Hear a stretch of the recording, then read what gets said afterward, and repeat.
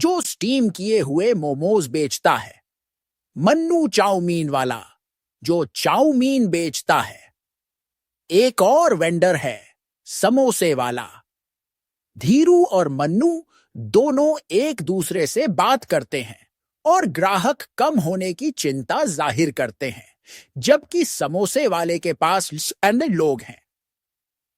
इसके बाद धीरू कुछ सोचता है और अपने मोमोज को बेहतर बनाने की योजना बनाता है।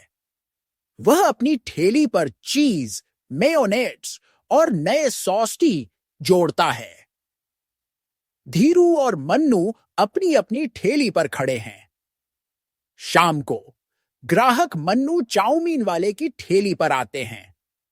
तभी एक और आदमी मन्नू से पूछता है कि उसके पास आज मोमोज क्यों नहीं हैं। मन्नू कहता है कि उसने मोमोज बेचना बंद कर दिया है क्योंकि उसने देखा कि ग्राहक धीरू के मोमोज ज्यादा पसंद करते हैं। मन्नू धीरू के मोमोज की तारीफ करता है। धीरू भी यह सुनकर खुश होता है कि लोग उसके मोमोज पसंद कर रहे हैं। अगले दिन मन्नू की ठेली पर फिर भीड़ है। धीरू चिंतित होता है। मन्नू धीरू से बात करता है। मन्नू दिखाता है कि वह चाउमीन को फ्राई करने से पहले मोमोज को स्टीम कर रहा है।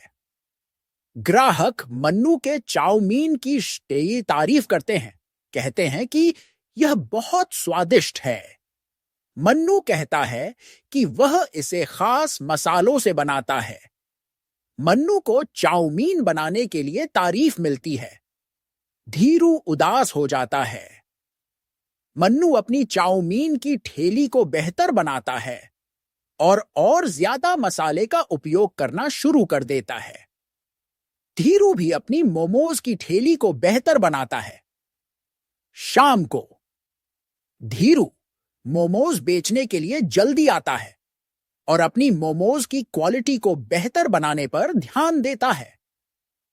अगले दिन धीरू मोमोज वाला और मन्नू चाउमीन वाला दोनों की ठेली पर ग्राहकों की अच्छी भीड़ होती है।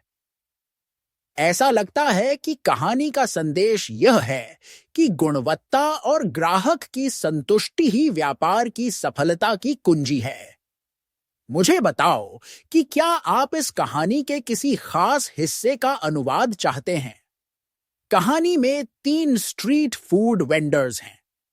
धीरू मोमोज वाला, मन्नू चाउमीन वाला और एक समोसे वाला। धीरू मोमोज और मन्नू चाउमीन इस बात से चिंतित हैं कि उनके पास ग्राहकों की कमी है, जबकि समोसे वाले के पास अच्छी भीड़ है। ग्राहकों को आकर्षित करने के लिए धीरू एक नई रणनीति अपनाता है। वह अपने सादे मोमोज को बेहतर बनाने का फैसला करता है और अपनी ठेली पर चीज कटचीज़, मेयोनीज और नए सॉस जोड़ता है। कुछ ग्राहक उसके मोमोज को पसंद करते हैं, जिससे मन्नू थोड़ा निराश होता है। मन्नू भी प्रतिस्पर्धा में बने रहने के लिए अपने चाउमीन को और स्वादिष्ट बनाने के लिए खास मसालों का उपयोग करना शुरू कर देता है।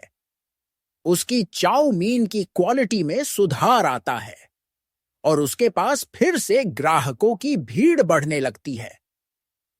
कहानी के अंत में दोनों वेंडर, धीरू मोमोज वाला और मन्नू चाउमीन वाला, अपनी अपनी चीजों को बेहतर बनाने पर ध्यान केंद्रित करते हैं।